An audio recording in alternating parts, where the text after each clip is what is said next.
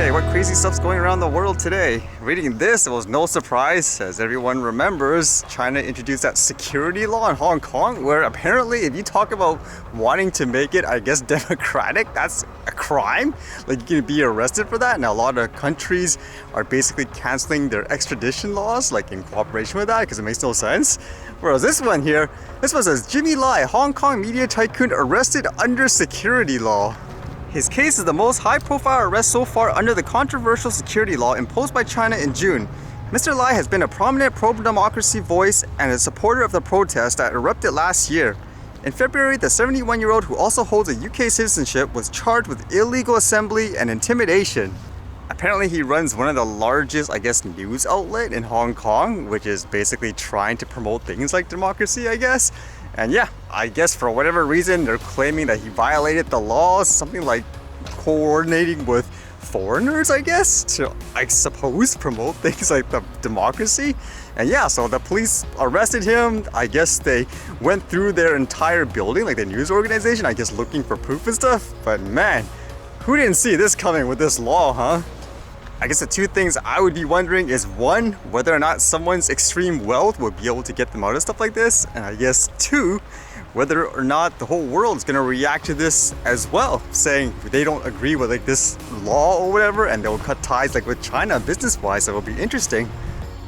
And I was reading this, which is interesting, which dealt with the topic of drone safety, because people are usually worried, oh no, they're gonna fall and kill someone, for example. Although usually when it comes to things like recreational drones or a toy one, people will argue a toy one is not gonna kill anyone. Although this one here says, drone crash due to GPS interference in UK raises safety questions.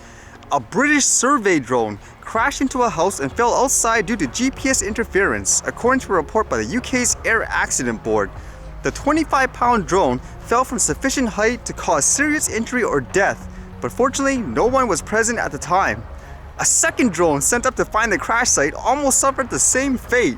So these aren't recreational flyers. From the sounds of it, it was people doing a job, it crashed, and then the interesting thing is, again, they sent another one, and then that one almost crashed as well due to the interference, according to this. The incident occurred in December during a routine construction site survey with a DJI Matrice 600 Pro, essentially a scaled-up version of DJI's popular consumer quadcopters. Operators had previously noted interference with the satellite navigation signal, but these had not caused serious problems. On the final launch though, the drone rose to an altitude of 100 feet and reported a GPS compass error. When this happened, the drone automatically reverts to a manual flight mode and hovers in place. It uses a barometric pressure sensor to maintain altitude, but without knowing its movement relative to the ground, it drifts with the wind. Normally, the operator would take over control, but in this case, they were taken by surprise and the drone sailed behind trees in a stiff 15 miles per hour wind, disappearing out of sight and manual control range over an industrial site. That's kind of interesting, because if this is accurate, then essentially they had an ability to stop it, but maybe the operator was way too used to all the automated modes and the GPS stability. So the second basically you have to control everything manually, I guess they freaked out. You don't know what to do because you're not put in that situation enough. I mean, just reading this makes me think of so many points, like even here with the RCMP crashing their drone into the helicopter, which reminds me again of a point where this whole process, at least like here in Canada, it doesn't even revolve around safety in terms of making sure the guy flies safe. It just stuffs you with so much questions and all that that's unrelated to a drone operator.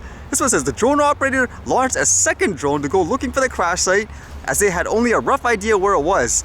This also gave a signal interference error, and the second drone was quickly and safely landed. And I suppose a clear example where it comes down to experience in actually like flying drones, like for myself, if I see a GPS weak signal, a compass error or something like that, my thought isn't to, okay, I'm gonna launch this up and hopefully it fixes itself. I'll move to a different location or something like that when I get like a better signal. In that case, it seems like they weren't really taught like that type of procedure. However, with that in mind, they're claiming there could have been like a signal jammer. It says the source of the interference has not been identified and may have come from a GPS jammer. Sold as personal privacy devices, these can easily be obtained in the internet for $30.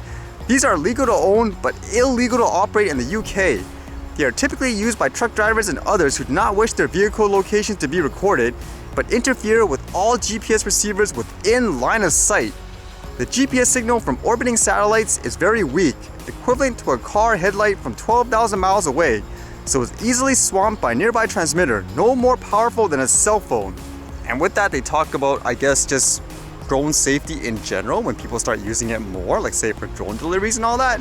But this raises so many interesting questions, I guess, just in terms of, I guess, quote, professionals using these larger drones and whether or not the training and the system actually trains people to operate this stuff safely, so to speak. At the same time, if it is some kind of signal jammer, what is there to be done about stuff like that, I suppose? Because I could imagine nowadays, since there's so much hysteria about it still, imagine people just bringing this everywhere, jamming the signals and all that. You have these crashes. I can easily see it turning like a negative, like just say for a drone operator, because people will immediately assume, oh, the drone crashed, so drones are dangerous, or this operator, versus like if someone's actually intentionally using this stuff to crash the drones.